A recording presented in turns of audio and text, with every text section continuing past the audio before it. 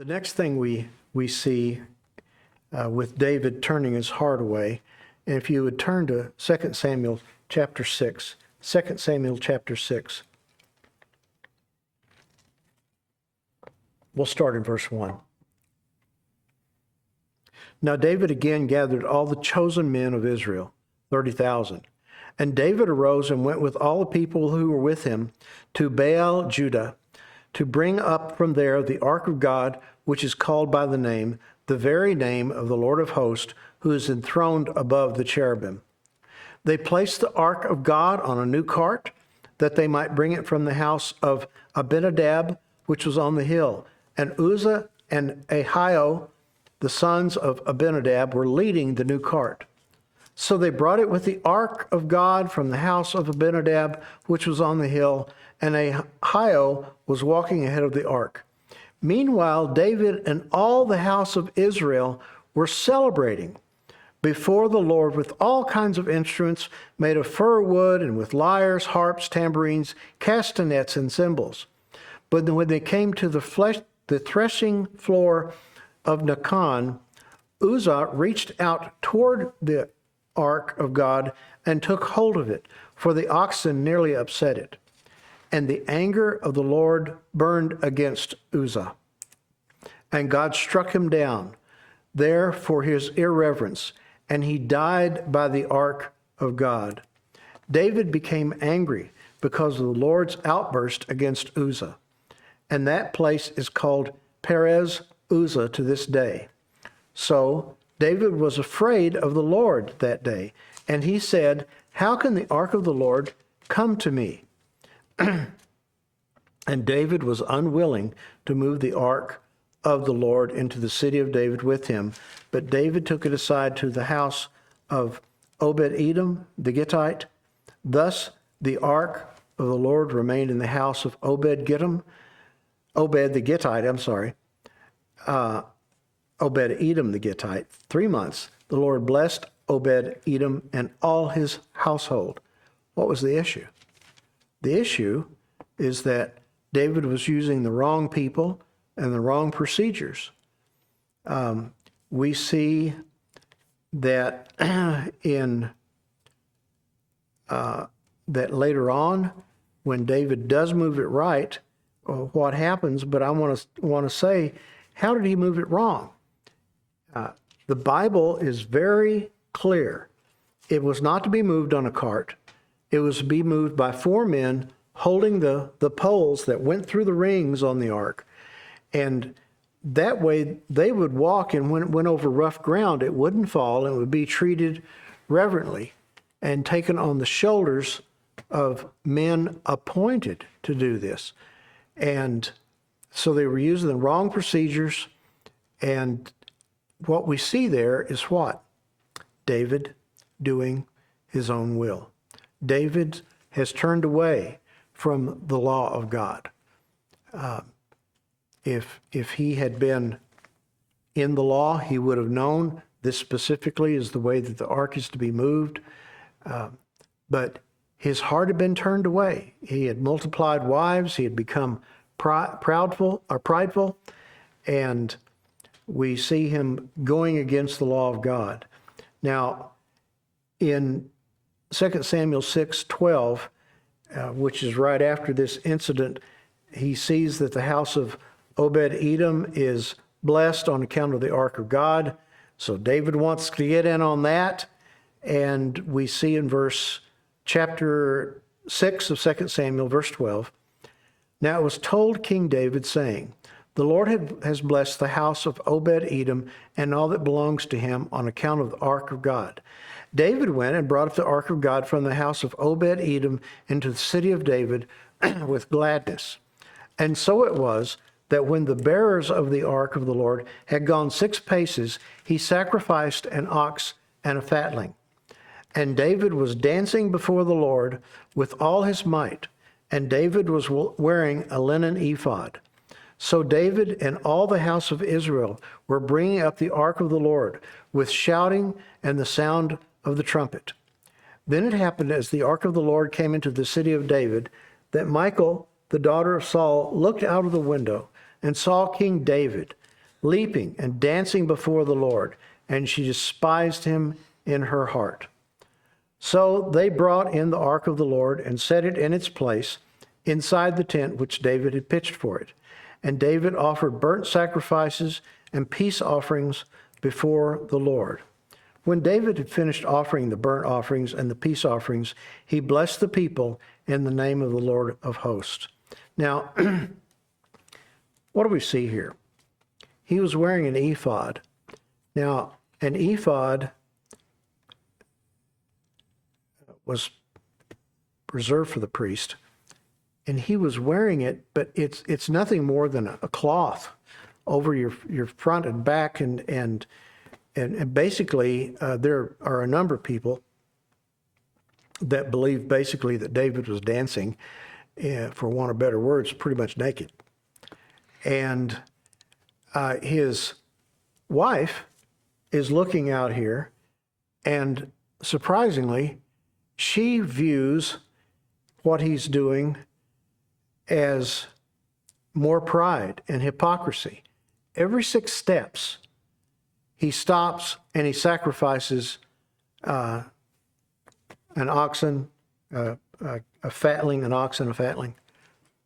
Now, again, was this required by God in the movement of the ark? No. David is adding things to it. And I'm not saying there shouldn't be joy in this, but there were some things that continued to be wrong with this thing. Now, Michal despises him. And let's go on and take a look at why. In 2 Samuel chapter 6, when they've got these in here, we'll look in verse 20. But when David returned to bless his household, Michal, the daughter of Saul, came out to meet David and said, "How the king of Israel distinguished himself today. He uncovered himself today in the eyes of his servants' maids, as one of the foolish one shamelessly uncovers himself." So there we have certainly evidence that David was maybe not dressed correctly. So David said to Michal, now listen to these words. This is so bad. So David said to Michal, "It was before Yahweh who chose me above your father and above all his house to appoint me ruler over the people of the Lord, over Israel. Therefore, I will celebrate before the Lord. I will be more lightly esteemed than this and will be humble in my own eyes. But with the maids of whom you have spoken, with them I will be distinguished." Michal, the daughter of Saul, had no child to the day of her death. We see Michal despising David.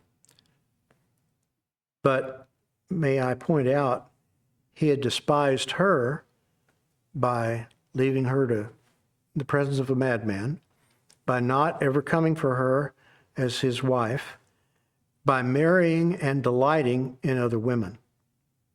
Now, Michal's confrontation of David may have been inappropriate, but his response was certainly not humility, but instead was bitterness and pride. He verbally dishonors Saul's family. Remember, that I could honor Saul's house, Saul's family, but here you see what is really in his heart.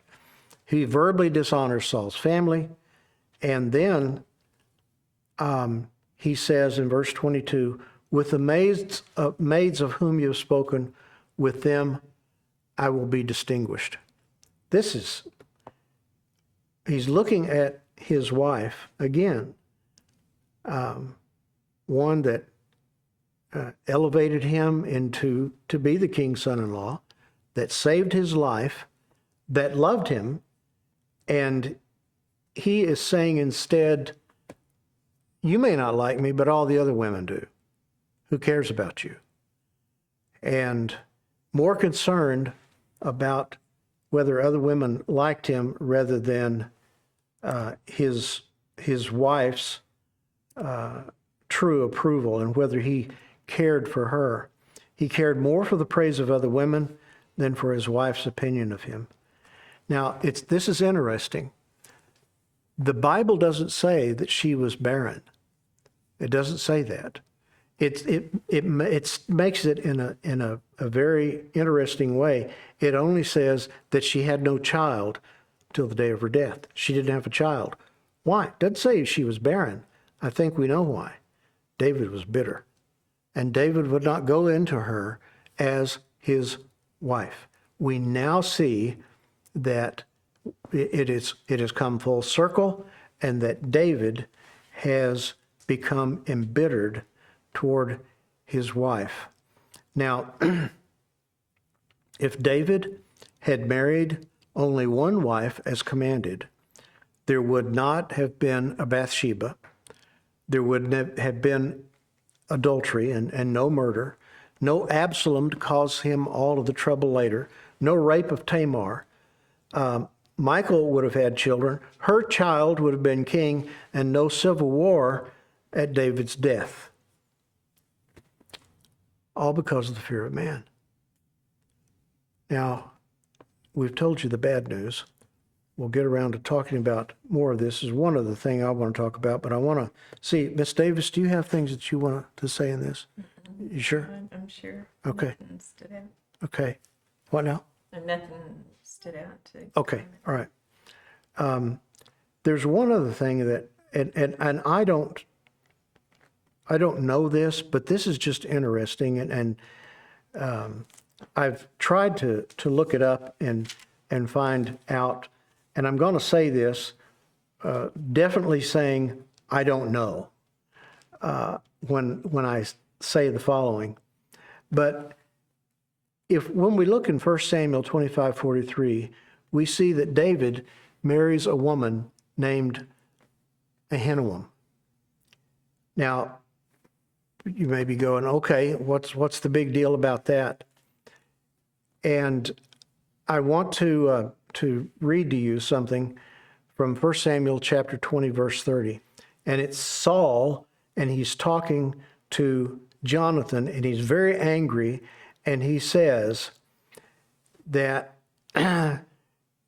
he basically curses Jonathan, and then he curses his wife and saying, don't you know that you have been, that this is brought about, you're favoring David, who has, and listen to this is chapter 20, verse 30, to the shame of your mother's nakedness. Now, what in the world is that about?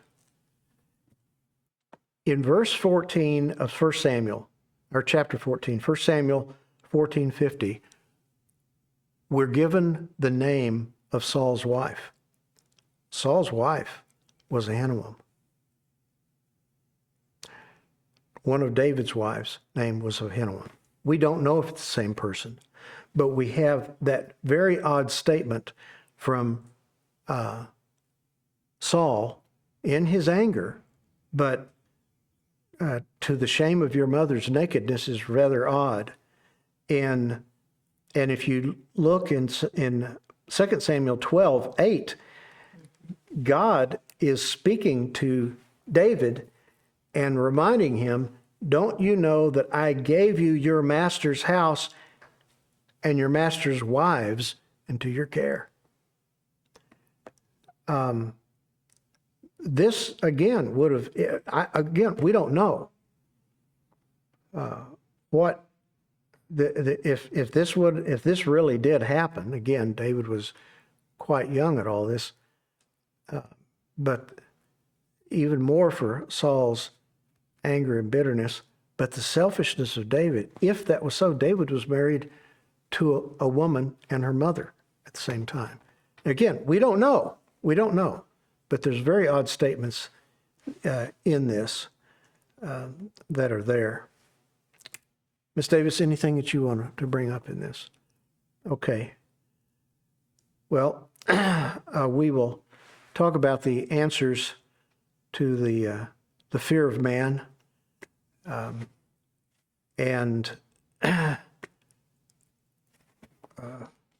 get further into this because we've given you the bad news. We've got to give you the good news. Of course, the good news is Jesus Christ and his love for us and overcoming for us the fear of man.